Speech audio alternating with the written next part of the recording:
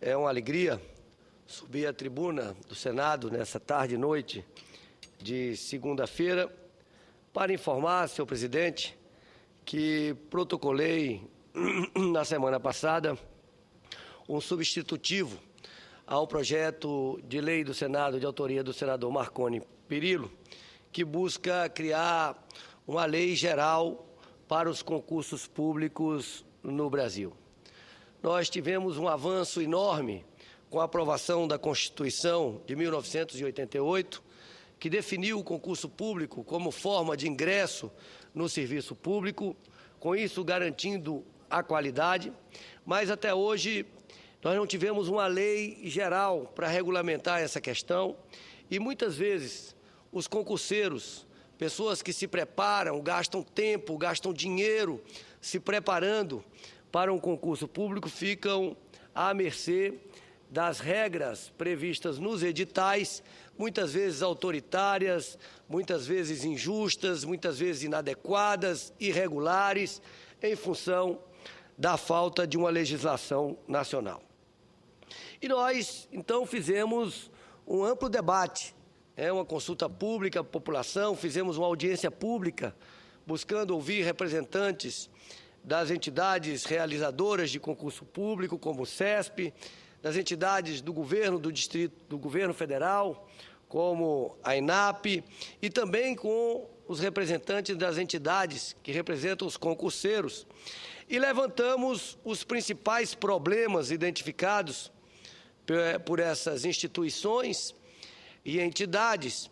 E aqui faço um pequeno resumo dos problemas apresentados e de como nós estamos tratando no substitutivo para dar ampla publicidade a esse tema que é interesse direto de milhões e milhões de brasileiros que se preparam para ingressar no serviço público através do concurso público, mas, em última instância, senador Cidinho, é de interesse de todos os brasileiros, porque um serviço público de excelência, um serviço público de qualidade, contribui para a melhoria da qualidade de vida de todos os brasileiros, a melhoria do Estado brasileiro.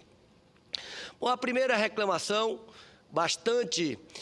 frequente, é de editais sem a devida publicidade, editais publicados apenas no Diário Oficial ou editais com prazo muito pequeno para a inscrição. Como nós estamos tratando isso no substitutivo? Nós obrigamos, além da publicação do edital no Diário Oficial da União, nós também obrigamos a disponibilização no site oficial da instituição que está realizando o concurso e definindo que o prazo mínimo entre a publicação do edital e a realização da prova é um prazo mínimo de 90 dias. Se houver qualquer modificação no edital, modificação relevante no edital, volta a se contar o prazo de 90 dias. Por outro lado, a instituição organizadora divulgará todos os atos do concurso na mesma forma, com os mesmos critérios definidos no CAPT, ou seja, com 90 dias. Nós também recebemos muitas reclamações de discriminação de candidatos em virtude de idade, sexo, estado civil e outros critérios injustificados. E nós colocamos textualmente que nenhum requisito de acesso a cargo ou emprego público será cobrado sem expressa previsão legal ou antes da data da investidura, vedada a exigência de comprovação de qualquer requisito no ato de inscrição do concurso. Complementamos com o parágrafo único a discriminação sexual, de estado civil, idade, religião, condição familiar, características físicas ou de qualquer outra natureza, exige expressa previsão legal e relação objetivamente demonstrada no edital do concurso da incompatibilidade da característica individual com o exercício do cargo ou emprego, dando ampla transparência a esse projeto, a esse processo. Também tivemos reivindicações relativas à dificuldade, às restrições que candidatos residentes em outros estados ou municípios daquele onde será realizado o concurso, a dificuldade que essas pessoas tinham para fazer a inscrição. Muitas vezes o edital do concurso, exigindo a inscrição presencial, o que é absurdo com as tecnologias de comunicação e informação presentes hoje. Nós também colocamos que essa inscrição ela deverá ser disponibilizada pela internet e colocamos também que qualquer concurso federal em que tenha mais de 50 inscritos por região, que nós teremos que ter a realização da prova em pelo menos uma capital por região do país. Com isso também facilitando a participação dos concurseiros nos certames, nos concursos de âmbito federal. Uma outra questão que tem sido motivo de decisões de jurisprudência acertada, correta do Supremo Tribunal Federal, diz respeito à obrigatoriedade de, aberto um concurso, aberto o número de vagas e dentro da validade daquele concurso, que todos os aprovados para aquele número de vagas abertas sejam chamados. Isso é muito importante. Eu apresentei um projeto nesse sentido ainda enquanto deputado federal, porque, como disse no início do meu pronunciamento, o concurso, a pessoa que vai fazer um concurso, senador Cidinho, ele faz um investimento de tempo, ele se matricula no curso, ele compra livros, ele se dedica àquilo, ele passa num concurso para uma determinada oferta de vagas e, muitas vezes, no período daquele concurso, ele não é chamado, no período de validade não é chamado. Por outro lado, e a gente também proíbe esse artifício na nossa proposta de lei, muitas vezes a própria instituição faz contratos de terceirização para a ocupação de vagas, para o exercício de atividades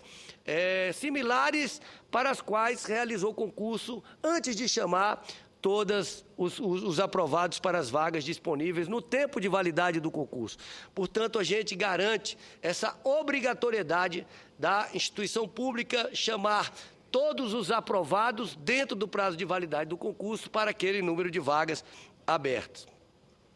Também proibimos no nosso substitutivo a abertura de concursos tão somente para o chamado cadastro de reserva, ou com oferta simbólica e irrisória de vagas, mesmo quando existente vários cargos ou empregos vagos no órgão ou entidade. Essa é uma outra questão que nós buscamos moralizar, porque não tem sentido uma instituição, uma entidade, ter as vagas disponíveis e fazer apenas o concurso para o cadastro de reserva. Isso, muitas vezes, senador Cidinho, dá margem a favorecimentos, no sentido de indicar apenas esta ou aquela pessoa, se tiver qualquer tipo de proximidade com alguém que exerce função naquele órgão. Portanto, nós estamos proibindo não apenas a realização de concurso para cadastro de reserva, como também para oferta irrisória de vagas. E estamos considerando oferta irrisória de vagas uma oferta de menos de 5% das vagas efetivamente disponíveis naquele órgão. E estamos também determinando que o órgão ou entidade informe anualmente qual o número de vagas disponíveis para que haja transparência e haja controle social por parte da população. Bom, uma outra reclamação bastante recorrente diz respeito a taxas de inscrição exorbitantes e dificuldades operacionais ou ainda exigências infundadas no ato da inscrição.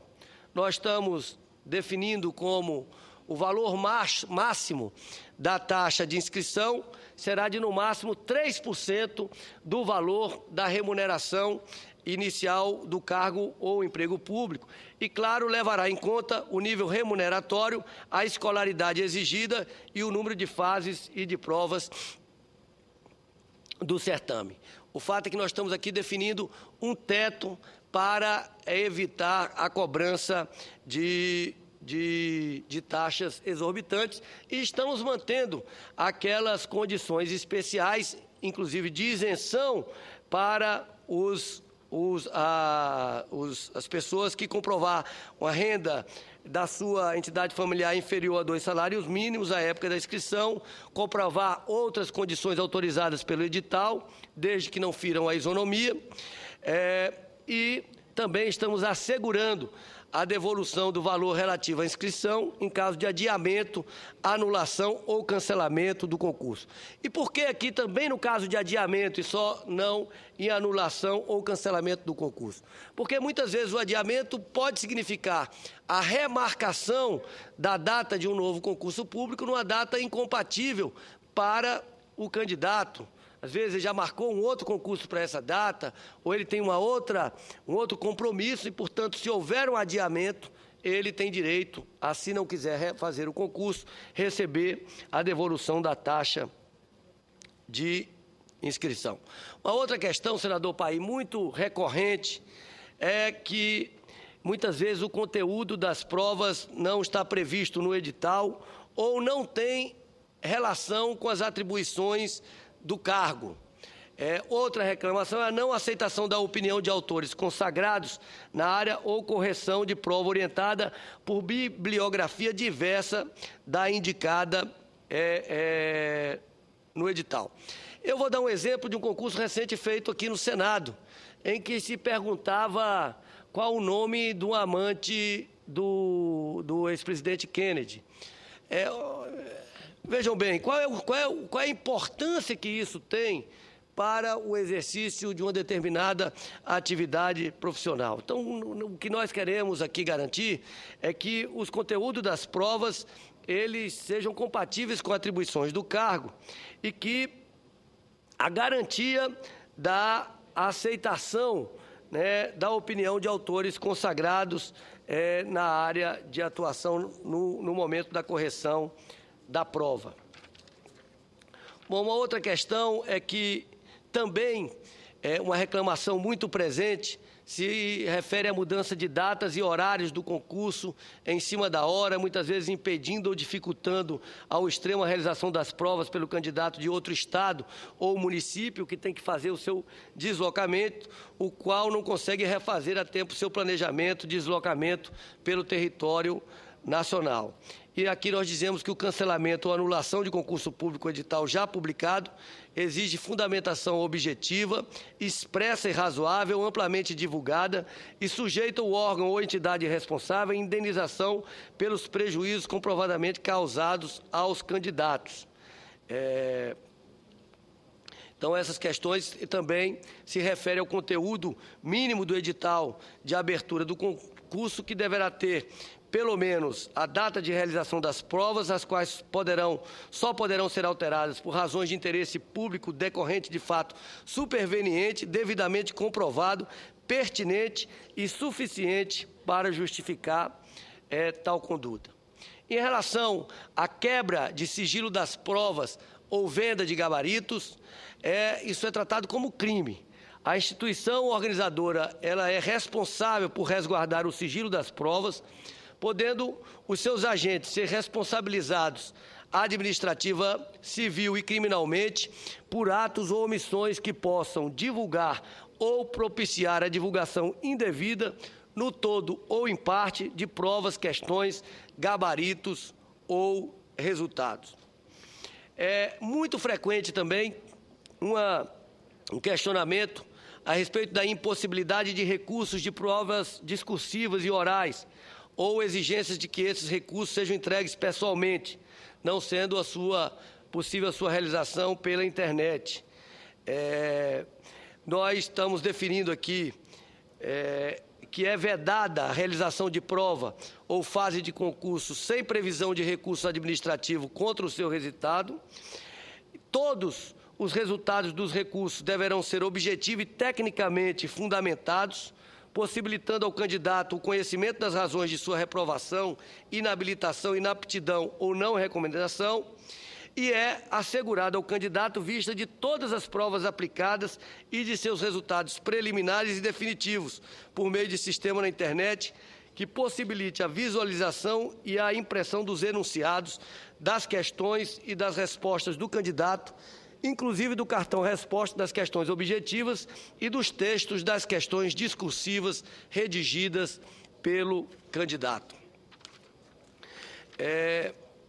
Em relação a locais de prova pouco acessíveis aos candidatos ou em péssimas condições, definimos que o local de realização das provas deverá contar com vias de acesso próprias para deficientes, para pessoas com deficiência, condições ambientais e instalações que não impliquem desgaste físico ou mental desnecessário ao candidato ou lhe prejudiquem a concentração,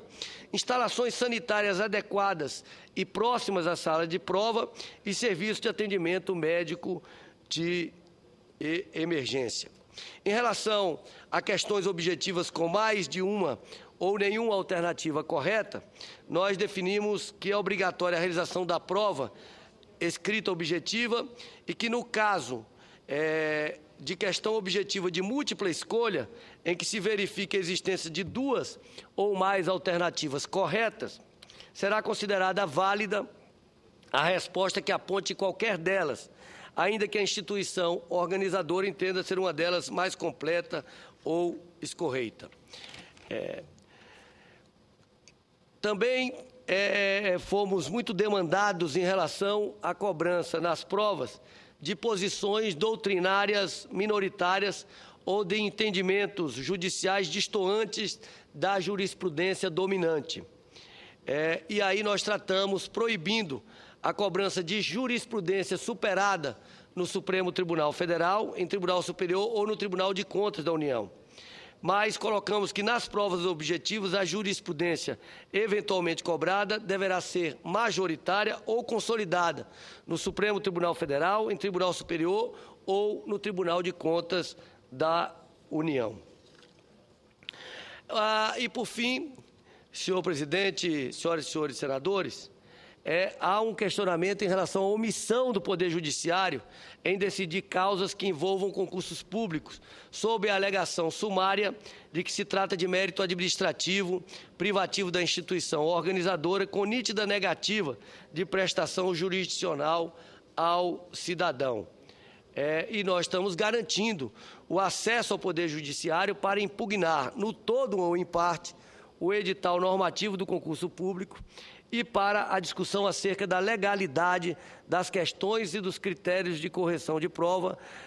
segundo o estabelecido nessa lei. Ou seja, dando a oportunidade, a possibilidade de que qualquer cidadão busque a justiça quando entender que o seu direito foi ofendido. É claro que esse é um tema complexo, nós teremos ainda um amplo debate sobre ele, mas entendo,